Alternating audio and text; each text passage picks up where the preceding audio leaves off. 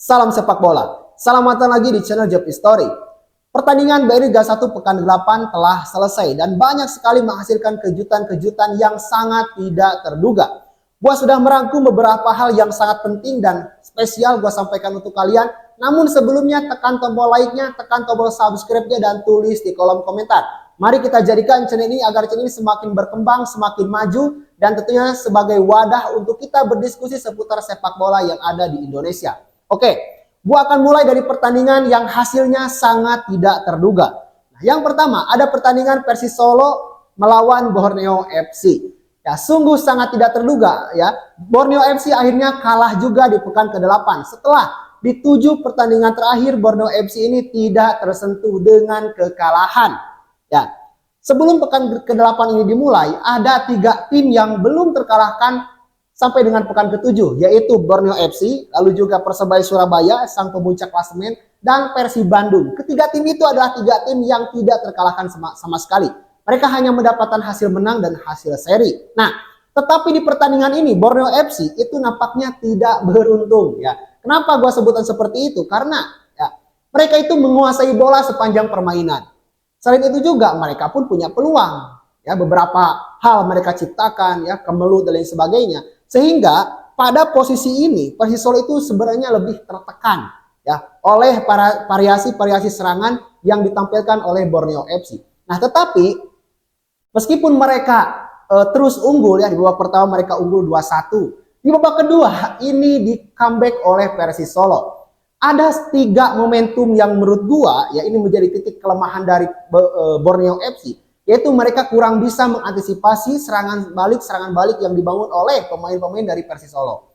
Ya, ketiga gol itu lahir dari kesalahan yang menurut gue sangat tidak perlu dilakukan oleh pemain-pemain Borneo FC. Makanya dalam pertandingan ini Borneo FC itu tidak beruntung. Ya, wajarlah keberuntungan itu sangat butuh ya dalam sepak bola. Apalagi untuk tim yang sedang mengejar jalur juara gitu ya. Maka sangat butuh sekali keberuntungan. Dan pada laga ini Borneo FC hanya tidak beruntung saja ya. Secara selebihnya mereka sudah tampil bagus, sudah tampil menawan seperti mereka yang sering ditampilkan di pertandingan-pertandingan sebelumnya. Namun ya itu tadi hasil akhir tidak sesuai dengan kerja keras mereka. Itu yang pertama. Yang kedua, pertandingan antara Persib Bandung dan Persebaya Surabaya. Nah, ini yang banyak orang-orang menyebutnya bahwa pertandingan ini akan seri, pertandingan ini akan dimenangkan oleh Persebaya karena Persib tidak tidak diperkuat oleh pemain-pemain intinya seperti David da Silva dan Maklok. Nah, tetapi seperti yang sudah gua sampaikan di konten sebelumnya bahwa ya, yang memenangkan pertandingan Persib dan Persebaya Surabaya adalah tim yang bisa memanfaatkan momentum. Ya, momentum itu lebih di atas peluang ya. Peluang banyak ya, mereka peluang banyak. Tetapi Persib lebih bisa memanfaatkan momentumnya. Nah, seperti yang sudah gua sampaikan juga bahwa kedua pelatih ini punya cara bermain yang berbeda. Boyan Hodak itu lebih kepada permainan pragmatis ya. Gak butuh penguasaan bola, gak butuh bermain cantik. Yang penting mencetak gol dan menang. Itu kan prinsip Boyan Hodak. Dan tentunya Paul Munster ini lebih mengedepankan defensif yang kuat. Di 7 pertandingan terakhir Persebaya Surabaya hanya kebobolan 2 gol dan menjadi paling sedikit ya dari tim-tim yang ada di Liga 1. Nah, ini apa artinya? Yaitu ya Paul Munster ini punya strategi bertahan yang solid dan kuat sehingga jarang sekali ya mereka kebobolan lebih dari 1 gol dalam sebuah pertandingan. Jarang sekali, bahkan banyak clean sheet. Nah, tetapi di pertandingan melawan Boyan Hodak, Paul Munster nampaknya kurang terpancing ya. Bukan kurang, tapi terpancing oleh permain Boyan Hodak yang lebih bermain menunggu. Mereka terkadang tidak menguasai bola, ya membiarkan pemain Persebaya menguasai bola, menguasai pertandingan. Nah, tetapi dalam 1-2 kesempatan ya yang dimiliki oleh pemain-pemain Persib, itu mereka bisa memaksimalkannya. Gol dari Edo Ferdiansah dan gol dari Ciro Alves itu menjadi bukti bahwa Persib Bandung ya punya resep jitu untuk membongkar pertahanan-pertahanan yang kuat. Itu.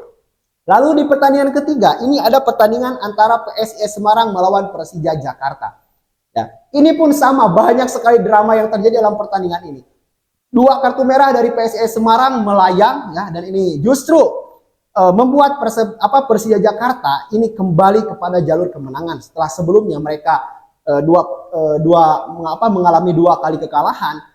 Justru ini bukan hal yang sangat baik gitu ya untuk Persija Jakarta, sehingga mereka itu hampir nyaris berada di zona degradasi ya. Kalau saja tidak menang misalnya melawan Persis Solo itu, maka Persija akan sulit secara klasemen. Tetapi nampaknya Carlos Peña di pertandingan ini punya strategi yang lebih matang lagi ya. Setelah di pertandingan sebelumnya Carlos Peña ini selalu gagal, bahkan komentar-komentar negatif dari Jackmania itu memenuhi ya kolom-kolom komentar di akun Persija Jakarta. Tetapi Carlos Peña membuktikan bahwa ia butuh waktu untuk memahami situasi dan kondisi sehingga bisa kembali berprestasi membawa Persija Jakarta dalam jalur juara.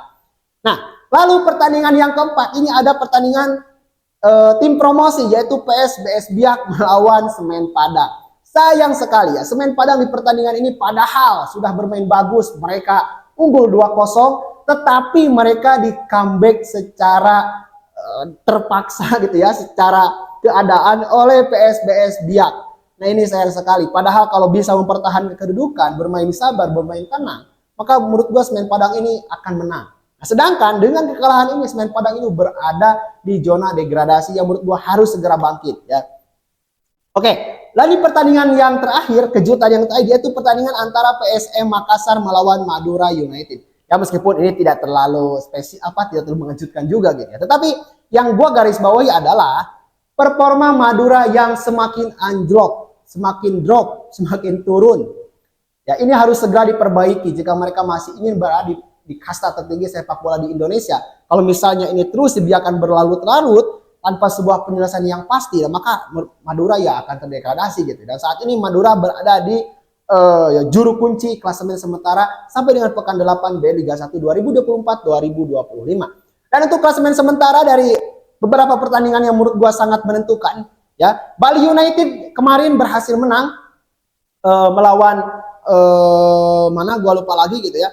Dan Bali United sekarang menggeser peringkat sementara pucuk pimpinan klasemen sementara di Liga 1 sampai dengan pekan 8 dengan 17 poin di peringkat pertama. Lalu juga disusul oleh Persebaya Surabaya dengan kekalahannya melawan Persib, maka Persibaya di pekan 8 tidak dapat poin sama sekali. Sehingga mereka tetap berada di poin 17 dan digeser oleh Bali United di peringkat kedua. Dan di peringkat ketiga ini ada Persib Bandung yang di 2 pertandingan terakhir mereka sangat punya sudah kembali kepada performa yang memang mereka tunjukkan di musim-musim sebelumnya. Dan saat ini Persib Bandung memiliki 16 poin. Lalu juga diikuti oleh PSM Makassar dan Borneo FC di peringkat keempat dan peringkat kelima dengan 15 poin.